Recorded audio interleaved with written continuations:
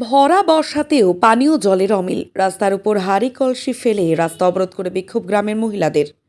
পুরুলিয়ার আরশা থানার গন্ধ বাজার এলাকার বাসিন্দা শনিবার সকাল থেকে পানীয় জলের দাবিতে সামিল হলেন পথ অবরোধে। সাত সকালেই গন্ধবাজার থেকে শিরকাবাদ হয়ে অযোধ্যা পাহাড়ে যাওয়ার অন্যতম গুরুত্বপূর্ণ রাস্তা অবরুদ্ধ হওয়ার ফলে সমস্যায় পথচারীরা। অবরোধকারীদের দাবি, গত ৩ মাস থেকে গ্রামের নলকূপগুলি অকেজো হয়ে পড়ে রয়েছে। ভরা বর্ষায় পানীয় জল না পাওয়াতে চরম সমস্যার মুখে পড়তে হচ্ছে গ্রামবাসীদের। স্থানীয় শিরকাবাদ গ্রাম পঞ্চায়েত ও আরশা ব্লকের বিডিওকে পানীয় জলের সমস্যার বিষয়ে জানিয়েও সমাধান হয়নি বলে অভিযোগ। তাই বাধ্য হয়ে আজ সকালে পথ অবরোধে সামিল হন। খবর পেয়ে ঘটনাস্থলে পৌঁছয় আরশা থানার পুলিশ। পরে পুলিশের আশ্বাসে অবরোধ তুলে নেন বিক্ষোভকারীরা।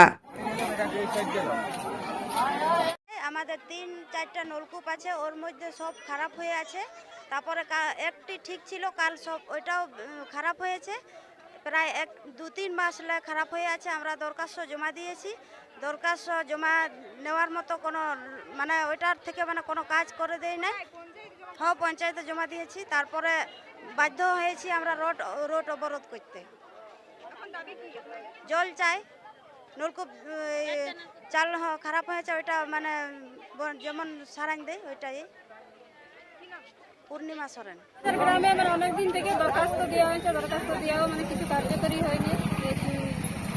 কটা নলকূপ আছে, দুটো পাড়া আছে, দুটো পাড়ারই নলকূপ আমাদের খারাপ আছে। আমরা জলের অসুবিধা, আমাদের নলকূপগুলো সারিয়ে দেওয়া হোক, এইটাই তাই আপনার পথ অবরোধ করেছেন? তাই জন্যই আমরা পথ অবরোধ করেছি। এখন কি করবেন? পানীয় জল না পেলে কি অবরোধ রাখবেনই? না, আমরা রাখবো যদি না সারিয়ে দেয়।